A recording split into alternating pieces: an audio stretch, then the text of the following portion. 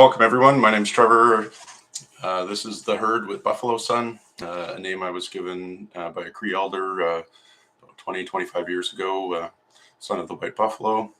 Just showing some respect to our First Nation and our elders. I am coming to you from the Coast Salish Nation on Vancouver Island.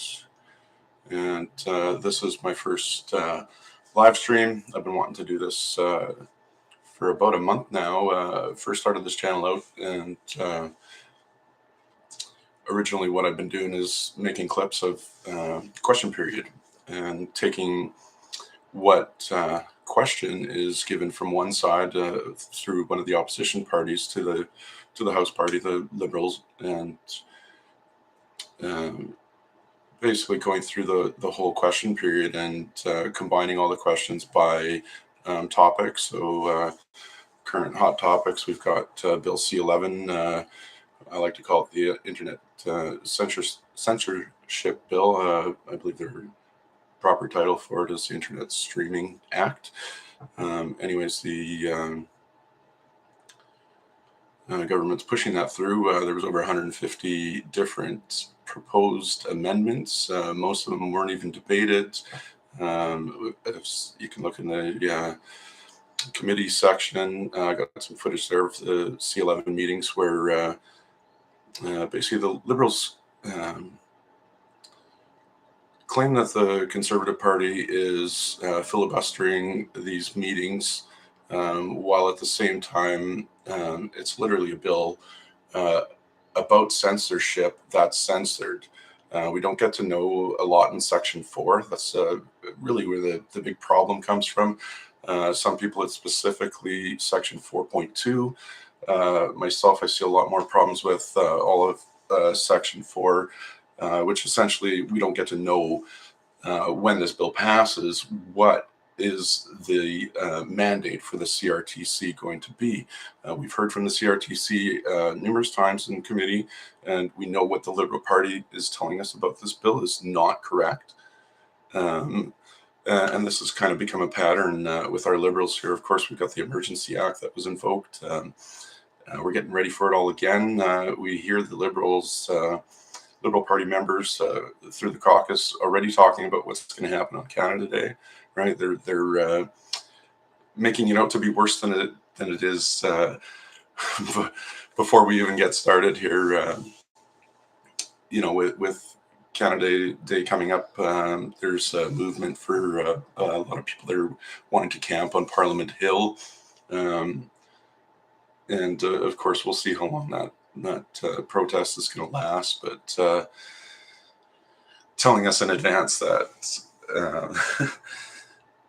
We're going to have problems with this. We're starting off just like we did with the last one. The last time around, two journalists from Global News had written an article and basically started to get everybody up in a panic about what was happening at Parliament Hill. And then through all that, we've heard, countless lies. I believe we're up to 14 different lies that our mainstream media has told us. That were repeated in the House of Commons, only for us later to find out through committee that these were not true. Things like the arson. The arson actually was the opposite of what our media was telling us, as these were two left-wingers that had committed the arson. And I don't like to use the term left-wing. I think that we're just used to looking at things from a left to right perspective. If you want to understand me better and this channel better, understand that I look at things a lot more from an authoritarian perspective on the top to the libertarian perspective on the bottom. And I certainly find myself below the line of authoritarianism on the libertarian side of things, and I could find myself agreeing with bills or motions put forward by the Green Party, the NDP, the Liberals, and all the way onto the other side with the Conservatives. And what we've got coming from the right wing side of things, and I think a lot of that is because of how I do look at things more from the perspective of being authoritarianism or libertarianism. And originally, governance was the people versus the government. About 300 years ago, historically, I believe, back in France is when it first started to change from the people versus the government to the people having multiple different parties and the people being divided. And um, in Canada, that starts to take effect when originally it was the Conservative Liberal Party of Canada. Um, like they were one party together. Once they separated, then of course we had the Liberal Party of Canada and the Conservative Party of Canada, and we've had a divide ever since because we're never the people together. And then it's great to have all these other parties come in. I don't like calling them fringe parties because their views are important to me as well.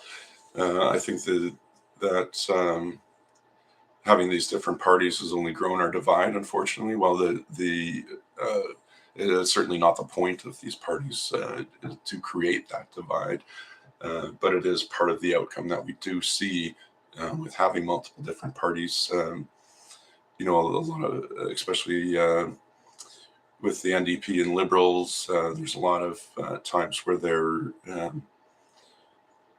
stealing votes from each other, essentially, right? And then those two parties will account for the majority of the votes, and the Conservative Party will have gotten um, or will have won the riding with the most amount of votes.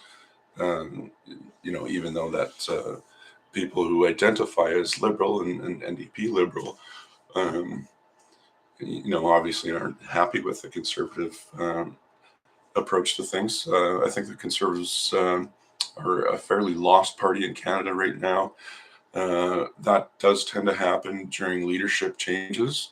However, we're leadership change over leadership change over leadership change, year over year here now, and so that's left a lot of confusion inside the Liberal Party, or pardon me, inside of the Conservative Party of Canada. Uh, my concern there is what we've seen happen in other countries like the Ukraine is we get this new age type of liberal party or liberal leader that goes in and appeals to the progressives inside of uh, the Conservative Party, and then the party essentially becomes a liberal party, right? There's not a whole lot of difference. You can call it free market capitalism. You can call it globalization of the world's economy. They're just essentially two different terms for two different types of capitalists. The liberal approach and the conservative approach, and I find that there's a lot of things like that. And the more that I look at things from the perspective of being authoritarian to libertarian, the more I see that um, there's just so much that they do that is similar, and there's not a whole lot of difference in between these parties. At the end of the day, they vote together about half the time. When you look at the votes, when they've made amendments that have gotten approved and then still voted against the bill in the end, these parties they're 65-70% the same. There's just not that much difference, or not as much as our media may make it out to be here for us. And that's part of the reason why I want to start making videos like this. This one's just going to be live, just me. What my intent is to have some live runnings of videos with um,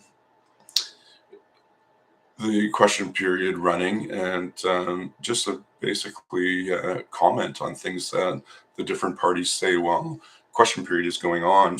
Um, a lot of the time,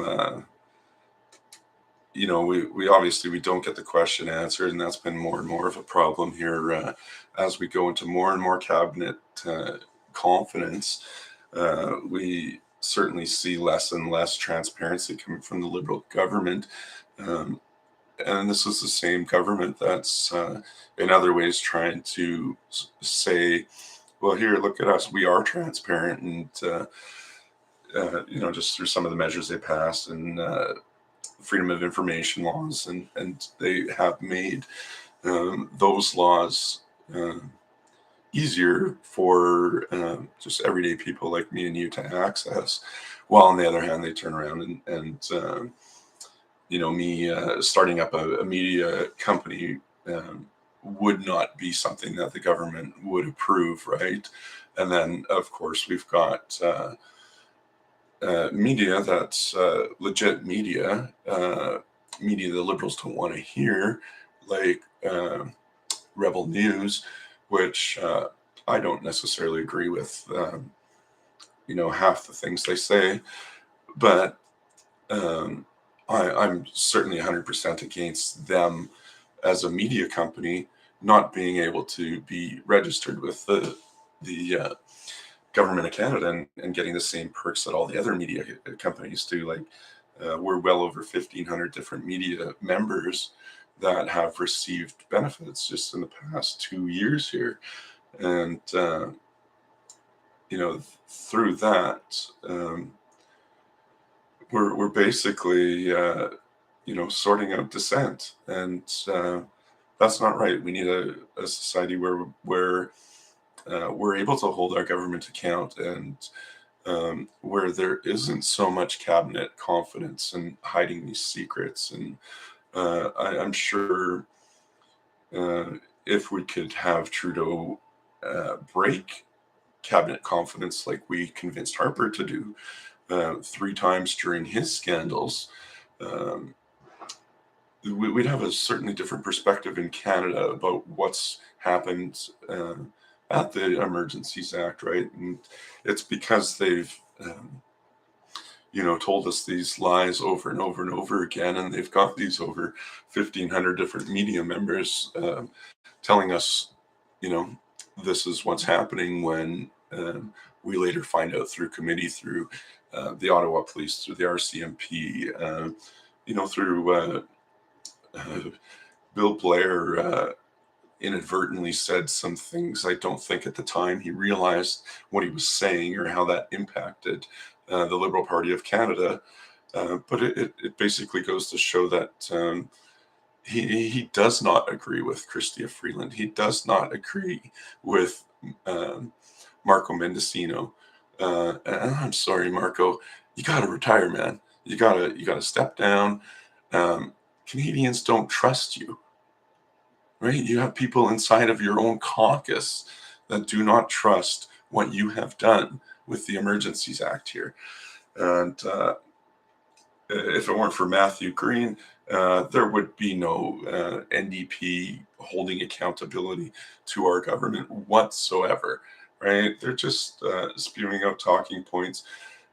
We all know that Jagmeet Singh co-signed this year's budget for Trudeau, right? They got themselves into some hot water in the way that they did this without it being brought to the House of Commons and through the media, through the House of Commons. Trudeau and Singh decided to make this their own press conference, and individually they each made their own announcement through the media, and this is how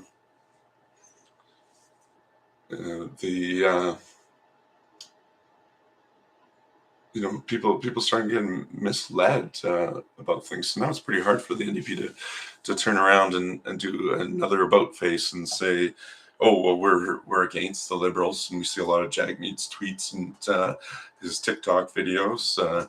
I don't really do the TikTok thing. I have an account. I think I maybe used it 4 times, something like that. Not very often whatsoever. So I'm getting to the 15-minute mark. That's about how long I wanted to make these thanks for joining me. Look forward to having a lot more of these.